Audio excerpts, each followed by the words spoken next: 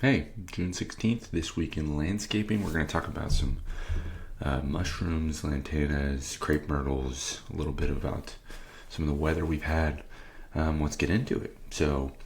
I got to spend some time in the hill country this last weekend and was on the Llano River, and it's flowing well above its normal rate in height.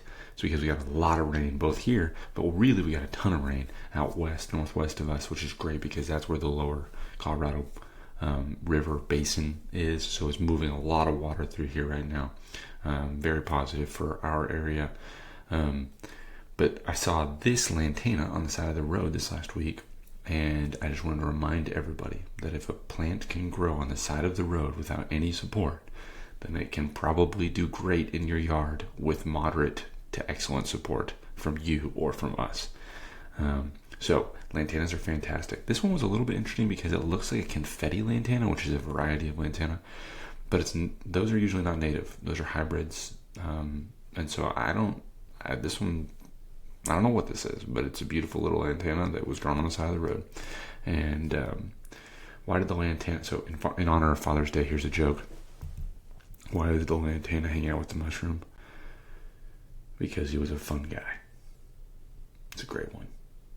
So I have a bunch of pictures here of these mushrooms from the last week that I saw. And it just made me realize that we actually end up getting a lot of questions from customers about mushrooms. I'll give you two sides of the mushroom coin. One, yes, be careful about ingesting or eating mushrooms. A lot of them actually are poisonous, but they're not going to probably kill anybody. They're just going to make your tummy hurt. So just don't eat them. But you don't need to worry about that. This other side of it is it's actually a really good sign for your landscape. And this is why. Because mushrooms thrive in areas of decay and high microbial health. If you've got a lot of stuff going on in your soil, that's where mushrooms come. They also come up when the soil is wet. Both those things are prime conditions for excellent plant health. Yes, of course, there are moments where there's too much of that, or it could be an indication of some sort of fungal disease or whatnot. But the vast majority of the time when we see these things and the customer asks us, should I be worried about it? No. These are a good sign because it shows that you've got a healthy, active, living soil, which is what you want. If you don't have a living soil, then your grass and your other plants cannot thrive, succeed in that area. So when you see things like this one was in our bed at our office. Also, check out that sock. That's a killer sock right there. It's got pink stripes on it. That's embarrassing. Here we are. If you see these guys, it's an indication that you've got a healthy soil. In our experience. This guy just popped up through the granite, which is wild. So they're pretty resilient fellas.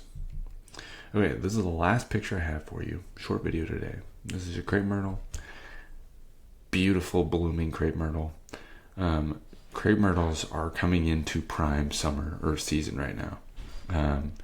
And so they'll bloom throughout the entire summer whenever they get water, like a heavy dip of water. So if you end up with a big rain, you'll end up with something like this. You have to remember that they have to mature before they'll bloom. So I didn't have it in this picture, but to the left of this, there's some smaller crepe myrtles that have been planted in the last several years.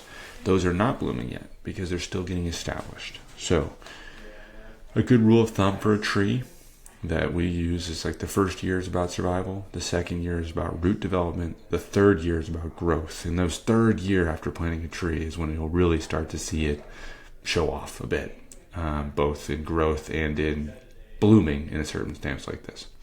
So I like crepe myrtles as long as you don't crepe murder them and chop them.